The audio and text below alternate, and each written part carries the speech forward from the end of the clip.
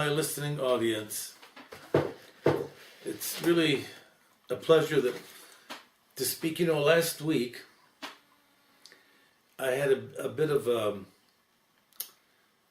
health issue. And I guess I was extremely melancholy. And, well, you got to see Father Antony as a human being. Because I think a great deal on the subject that I spoke about last week. You know, Saint Isaac, the Syrian, who was a great mystic of the Orthodox Church, he emphasized so much that we should always be mindful of the hour of our death. In our society today, and I don't know if I talked about it last week because I was in another world. Our society today is a death-denying society. First of all, and I know some of you may jump on me for this, but you know, we never had funeral homes in the early church. They would put the person would be in the bed, surrounded by flowers, and then the village carpenter would make a wooden coffin. The person would be put in that coffin, and the faithful would carry the coffin to the church, where they would conduct a service, all in the same day. And let's say that, just like in that chapter of Father Zosima in Brothers Karamazov, when he dies and there's a smell, there was a smell of death. So people had that sense that something happened. And you know, people cried. Today we go to a funeral home. The person is well dressed and groomed. I know I did say this. When people come up and say, "Oh, she really looks good." Who looks good dead? They're dead. But they try to take the mystery out of death. Because you can't, the person looks like he or she is sleeping. There's a whole ritual. And Father Schmemann, our great theologian, had a lot to say about considering the funeral service as a sacrament, a mystery, the mystery of death, because it always points to the resurrection. But in the meantime, we cannot escape the fact that one day we are going to see God. See, this is a thing that bothers me. It's bothered me all my life as a priest. That we live as though we're never going to die. I don't think that's the right way.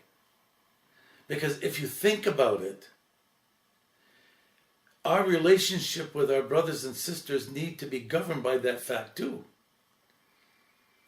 When you break a relationship, you don't think that, and it's a viturative relationship, you don't think that you'll have to answer to God for that? Whether you have hate in your heart or you're cursed someone. The most profound and important element in our daily living is forgiveness.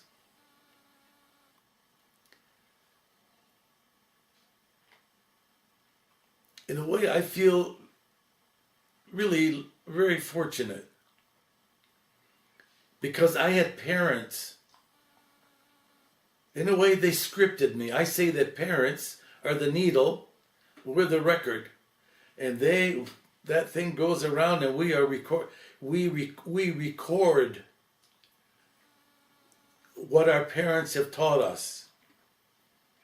And my mom and dad were so forgiving their whole lives. And it taught me something fundamental and basic. That if we torture ourselves by hating somebody or taking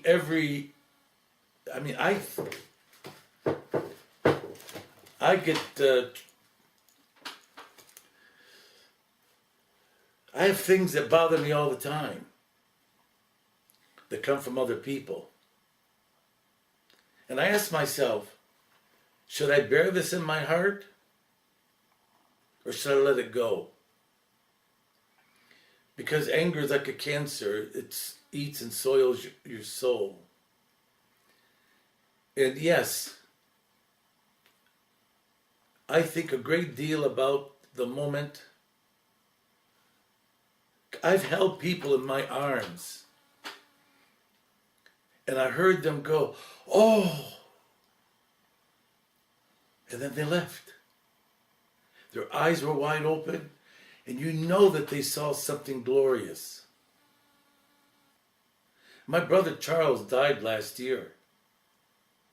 And I was in the hospital. I couldn't go to him. So the phone was always open between us. And the day that he died, at night, of course, they had shut all the lights.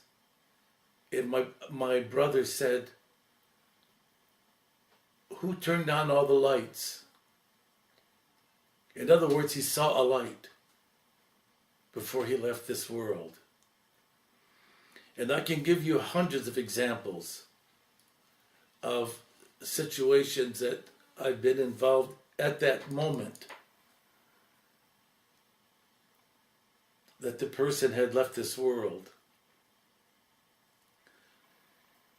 So it made me think, in every funeral service that I've done as a priest, I always contemplated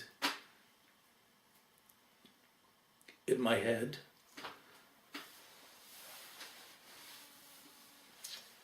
what will we see and be? And it's so important.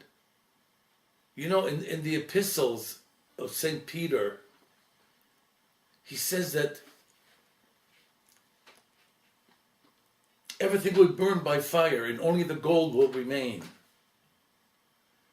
So in my heart,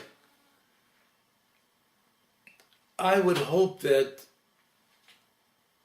the gold of whatever God gave me to do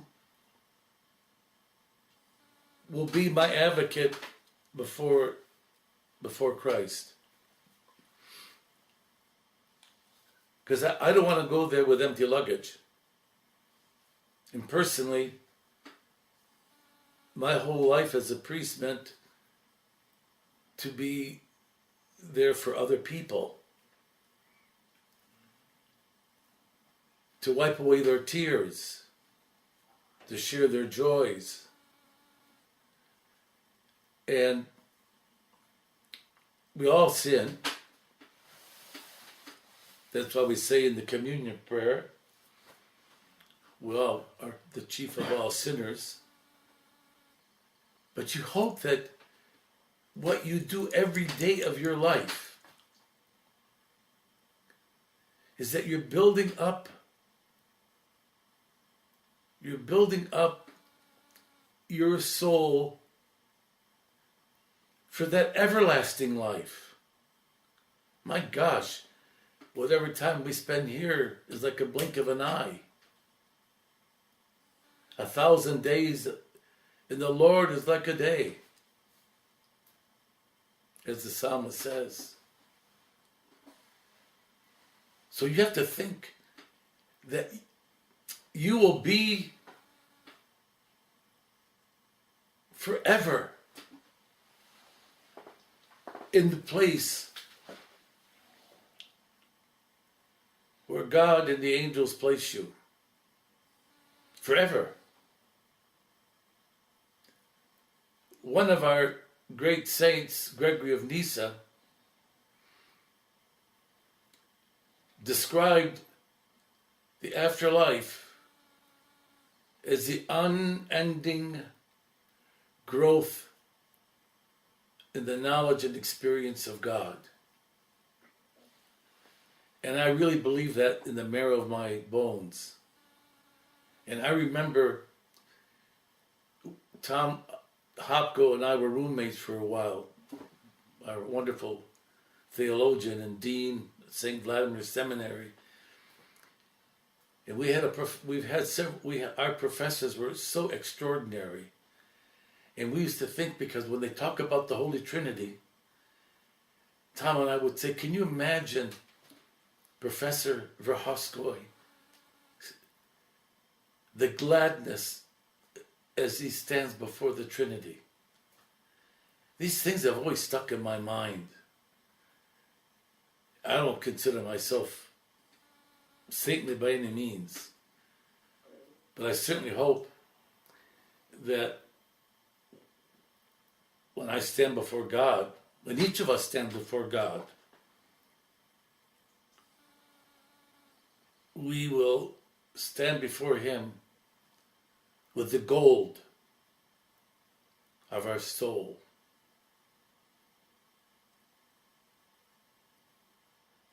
So important to understand that on a daily basis. We can drive our big cars and have our big homes and have lots of possessions. There was a very rich man that died in Damascus, and he insisted that the coffin be open with his hands out as they made the procession to the cathedral of the Mariamia in Damascus, to let the faithful know that he took nothing with him. Nothing. But what is in your heart and in your soul. And as Christians, I don't mean to be morbid.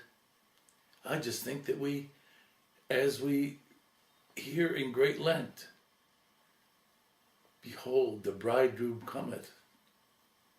Will we be able to cry out, holy, holy, holy art thou. God bless you.